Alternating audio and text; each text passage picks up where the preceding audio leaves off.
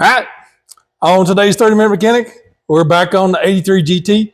We're going to start cutting zip ties and tearing wires out, just kind of wholesale taking all the stuff out of here. So it might be a little boring, so a lot of it's probably going to be time-lapsed. So buckle up, let's go.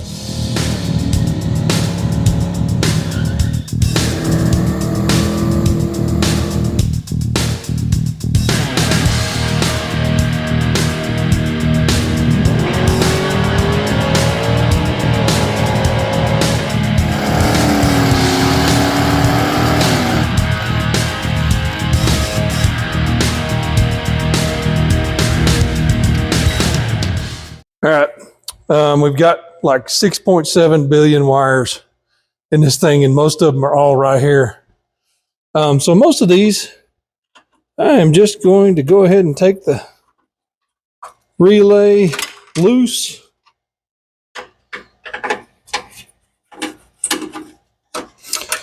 And then just start cutting zip ties and pulling wires out, because I mean, some of this stuff has been in here long time, and it's terrible.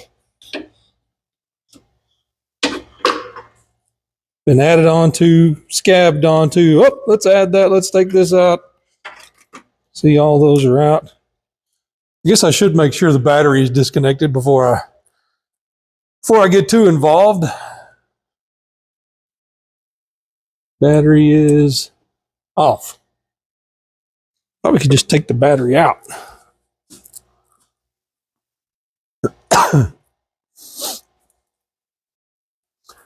I need something to put some screws in, although I don't know that I need to keep these.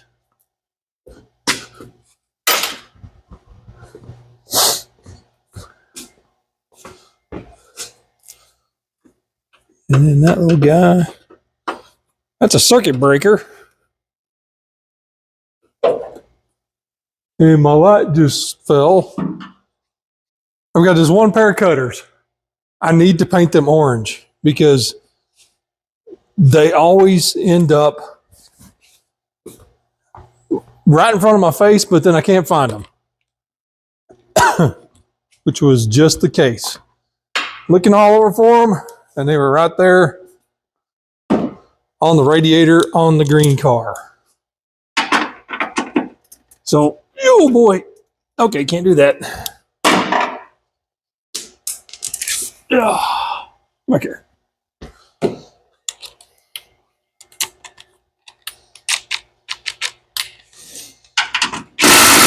What the heck? Wrong direction. Okay.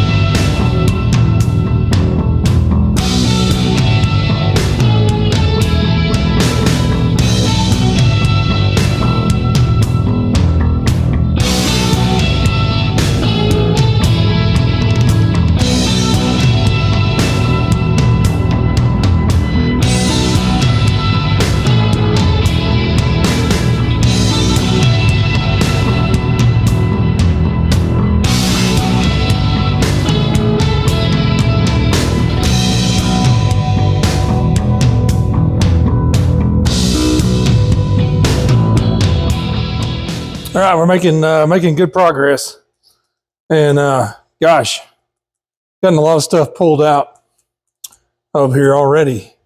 This is the messy part. Now, part of the reason that has precipitated this whole project is back on Rocky Mountain Race Week 2023.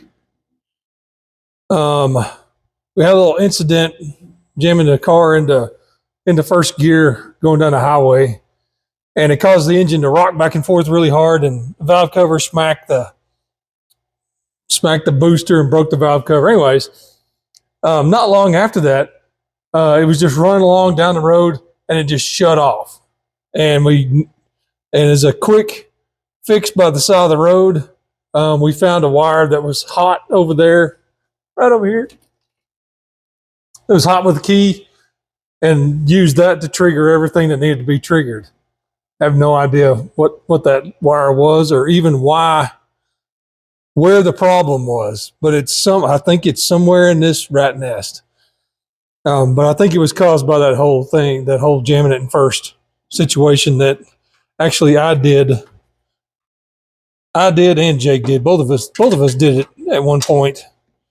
And not one of my favorite thing to do. Really thought I'd torn the car up when I did it.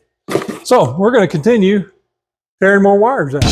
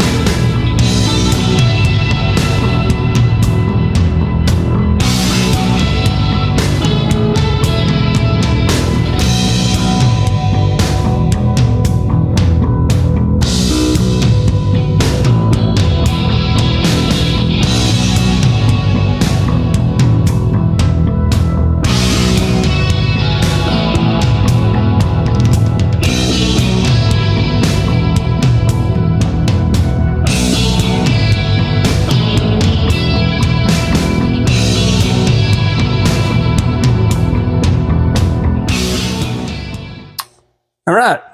That actually went quicker than I kind of thought it was gonna. As you can probably see, there was a million wires. I had zip ties everywhere, like 42,000 zip ties, and all of this wiring. And I have no idea what any of it really does anymore. It just is everywhere. So about the only thing I'm not going to rewire, I'm not going to rewire my line lock.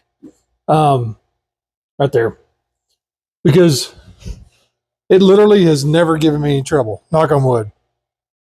It always does the thing. Locks the line, locks me at the line, whatever. I did find a wire.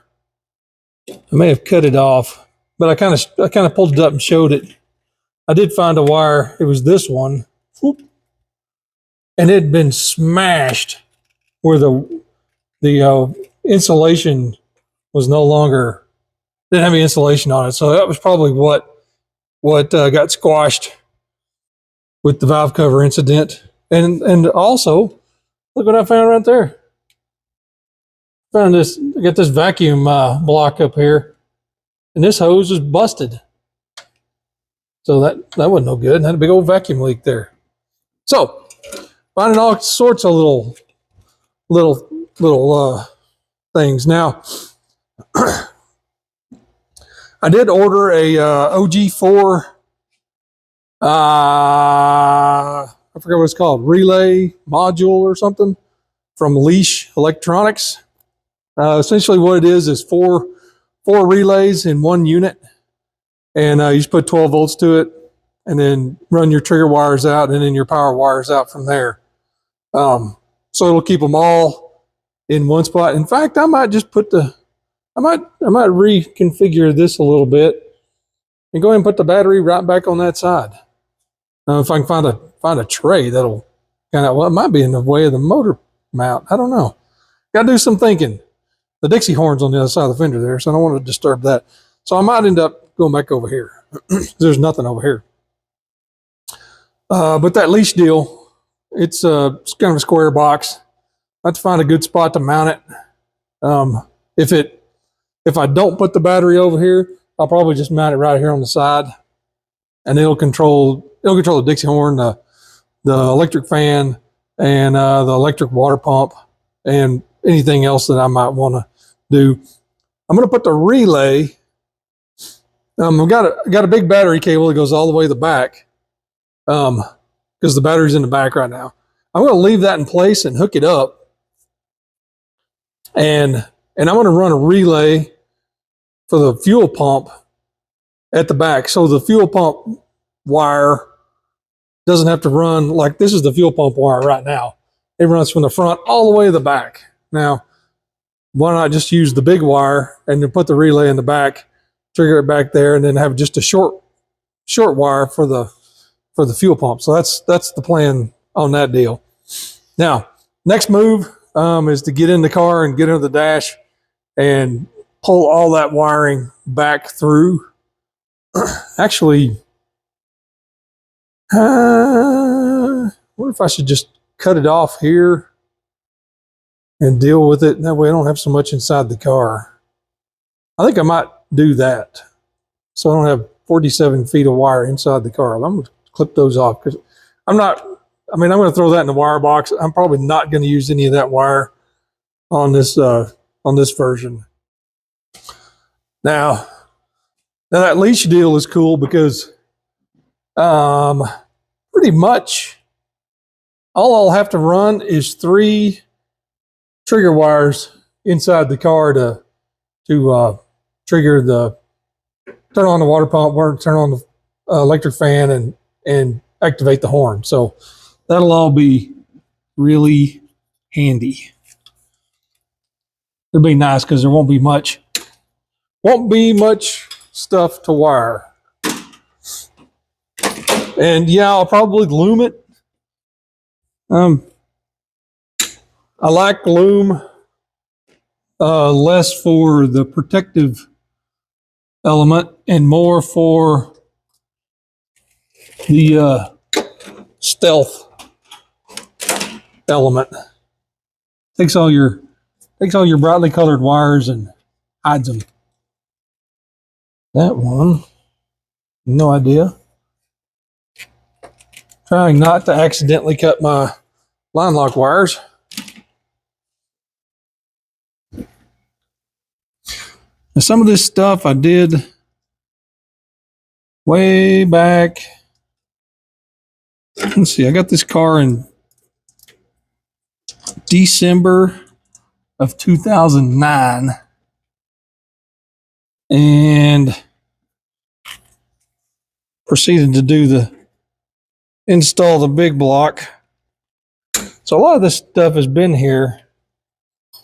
Some of this stuff's been here since 2010, when I really got to working on things.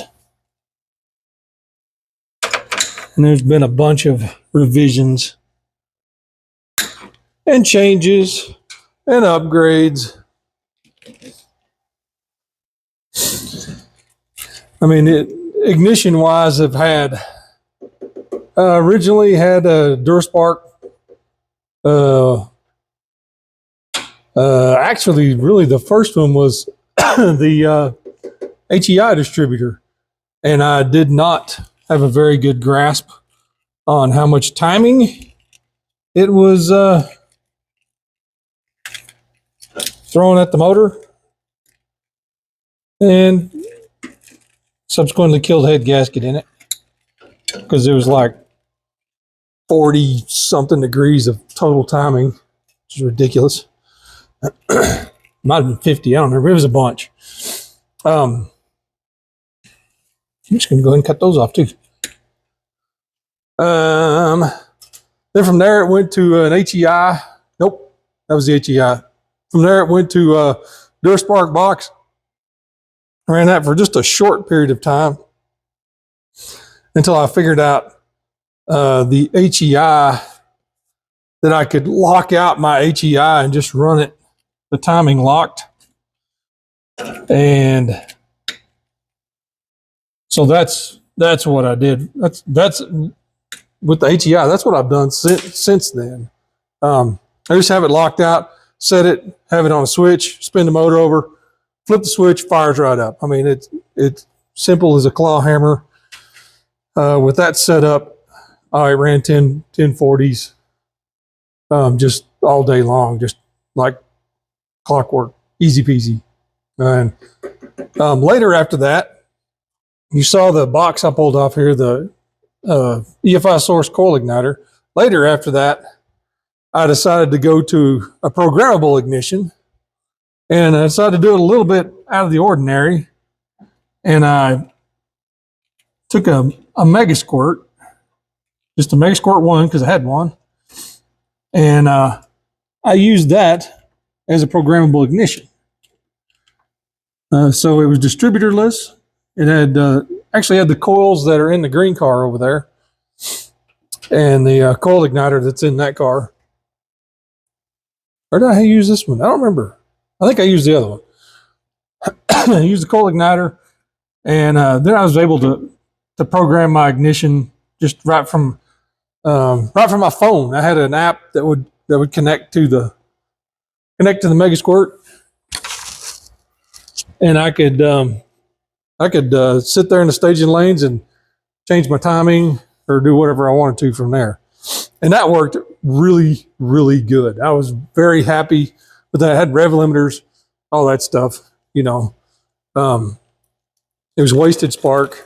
And it worked really good once you figured out that you had to have a resistor spark plug in there. Because if you didn't have a resistor plug, the car would run for about, I don't know, 3 minutes, and then it would mysteriously die. And you were just going, why did it die? I have no idea. Finally figured it out. So I had that. And then then with the EFI, we went to a TFI triggered ignition. We weren't really using the TFI module as an ignition module. We were just using it for trigger. So it was triggering the Mega Squirt and using that box right here to fire the coil. That worked really good too. We ran that with the Turbo 302, and then we ran it with the naturally aspirated 552 on race week. So that setup worked pretty good too. I might end up going back to something like that. I still have all the parts, but for now, I've got the locked out HEI, simple as a claw hammer. We're gonna put that back in. Okay, now I've got those all trimmed off and kind of tucked back through that grommet.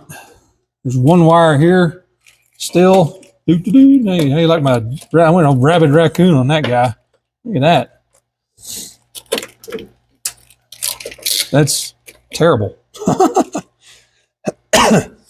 So I got that's those two. That's all my line lock stuff. I'm pulling power right off of that wire for my line lock still. That wire goes in there to the line lock button that's grounded. Ground it, and boom. Wow. That's pretty cool. I guess the next deal is, well, I don't want to tell you. I was going to take this out, but I decided I'm going to wait till I determine that I really don't want my battery over there. I don't think I do, but we'll see about that. Now, the funniest thing to me is, like right here, I have no idea how I knew what to splice into back then. It's been so long since I did all this. I had no idea why. Oh my gosh. Look at that. High quality. Look at that. High quality wiring Ford used back in the 80s. The insulation is just turning to mush. Look at that. It's like all gone. It's just falling off. Great. Didn't really want to know that. Let's peel this back. Get that dude off, and then we'll kind of look at what's happening here. don't know if that's my tape or if that's Ford tape, or I have no idea. That's Ford stuff. Still, oh my word. That green, I don't know what that green wire is, but it's not good. Ick.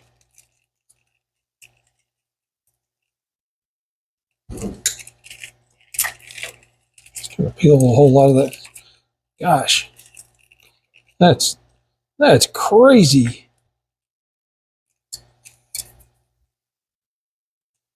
I mean, everything else has good insulation, so I guess if the green one doesn't, that's okay. But maybe I need to figure out what that goes to. Probably something like my TAC signal. I don't have any idea what these connectors are. I've got a wiring diagram. I guess I'll have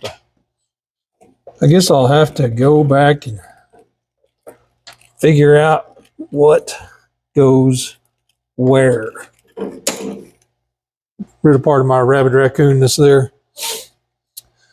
All right, I think that's a good start on our. And I'm just finding connectors everywhere that I have no idea what they go to. Here's another one. Hello, brother. Let's pretend we didn't see that. We'll just stick that back down in there. Still finding places. There's a splice. Where I spliced into a wire right there, and I don't know why I did that either. Oh boy. Previous owner. I'm the previous owner.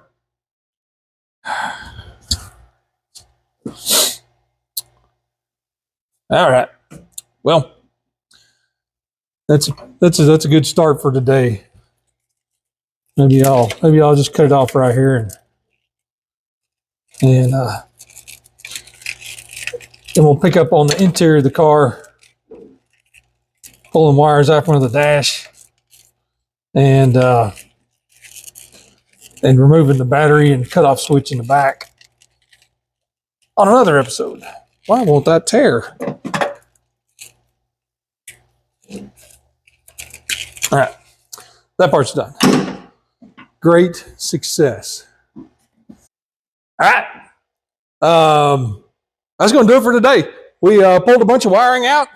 That was actually kind of fun. It's kind of satisfying to take things apart and undo and just be able to do it at will and not worry about what anything is, because it's all going to get changed anyway. So that was kind of fun. Our next move is to get in the car and start pulling it out from under the dash. That's not going to be as fun just because you're going to be cramped up in the car. I want to be cramped up in the car trying to pull things out. So anyways, check the description, see what my friends are up to.